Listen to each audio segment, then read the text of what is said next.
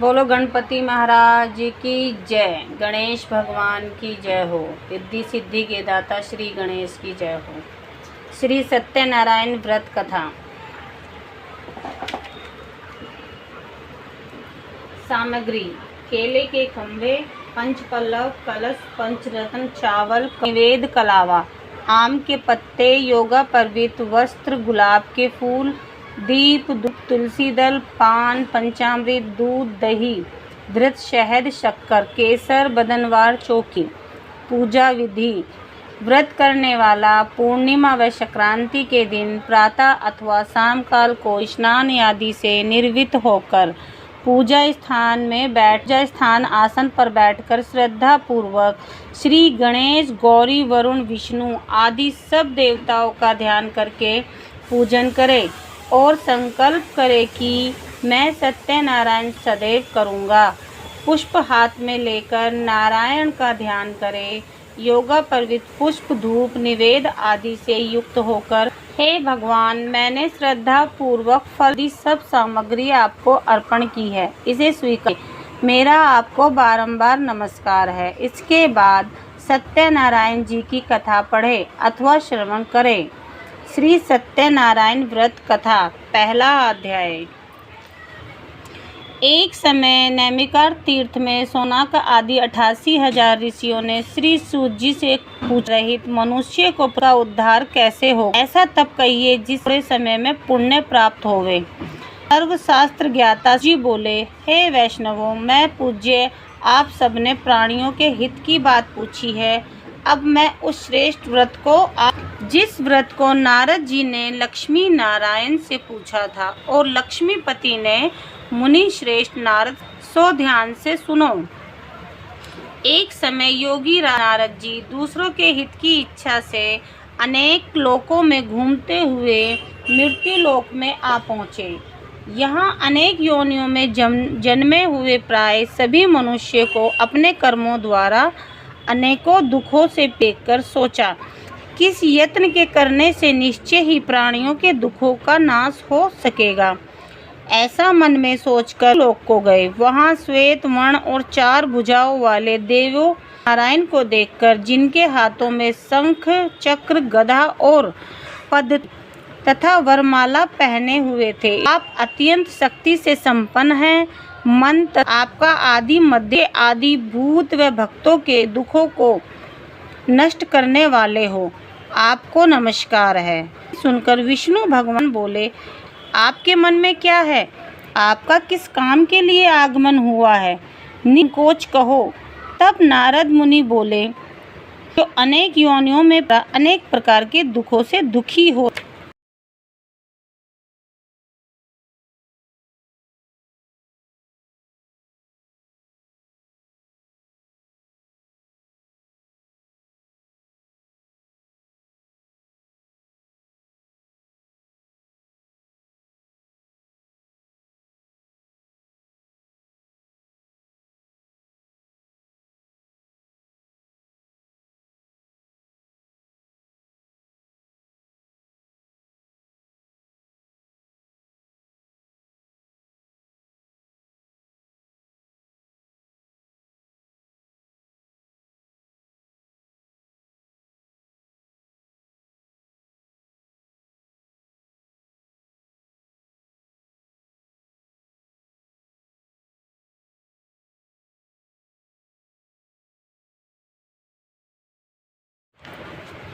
रहे हैं।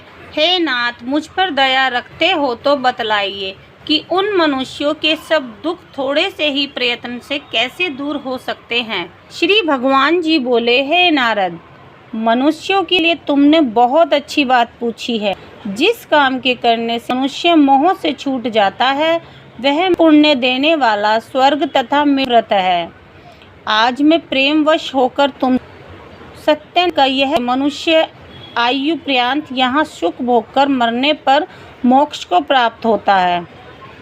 श्री भगवान के बोले कि उस व्रत का फल क्या है, क्या विधान है और किसने यह है और किस दिन विस्तार से। भगवान बोले, धन धान्य को बढ़ाने वाला, सौभाग्य तथा सन को देने व्रत सब स्थाने वाला यह व्रत सब रात किसी भी दिन मनुष्य श्री सत्यनारायण की इस के समय ब्राह्मणों नारायण होकर पूजा करें।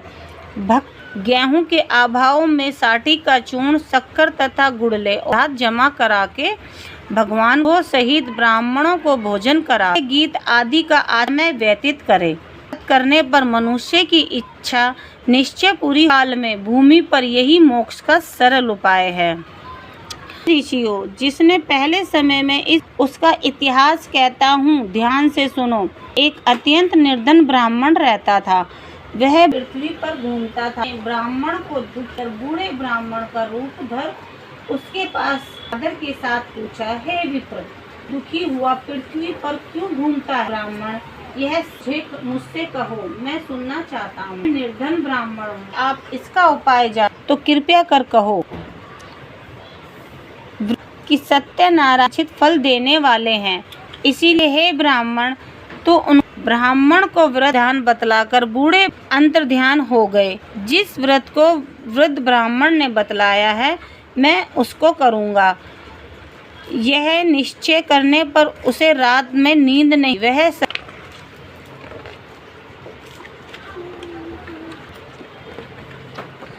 सवेरे उठ उसको भिक्षा बांधवों के साथ उसने सत्यनारायण व्रत किया। इस करने से वह ब्राह्मण सब दुखों से छूटकर मास व्रत करना। इस तरह सत्यनारायण भगवान के व्रत को जो करेगा वह मनुष्य सब दुखों से छूट जाएगा। इस तरह नारद जी ने नारायण का यह व्रत कहा हुआ, यह व्रत मैंने किया। हम यह सब सुनना चाहते हैं। इसके लिए हम जिसने इस व्रत किया है वह सब सुनो। एक समय एक ब्राह्मण धन और ऐश्वर्य के अनुसार बंधुओं बांधवों के साथ व्रत करने को तैयार हुआ। आदमी आया और बाहर लकड़ियों को रखकर प्यास से दुखी लकड़हार करते देखकर ब्राह्मण को नमस्कार कर कहने लगा कि आप इसके करने से क्या फल मिलता है?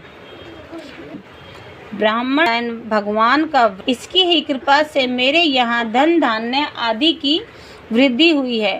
ब्राह्मण से इस व्रत के बारे में जानकर हारा बहुत प्रसन्न हुआ। मैं इस प्रकार संकल्प किया कि आज नगर में लकड़ी बेचने से जो मिलेगा उसी से सत्यनारायण देव का होगा। यह मन में विचार कर वह लकड़ियां अपने सर पर रखकर रहते थे नगर में गए। उसने उन लकड़ियों का पहले दिनों से 4 गुना दाम ले और अति प्रसन्न होकर गेहूं का आटा के व्रत की कुल सामग्रियों को लेकर अपने घर गया। फिर उसने अपने भाइयों को घर विधि के व्रत किया। उस प्रभाव से वह बूढ़ा लकड़हारा धन आदि से और संसार के सम्मत वैकुंठ को चला गया।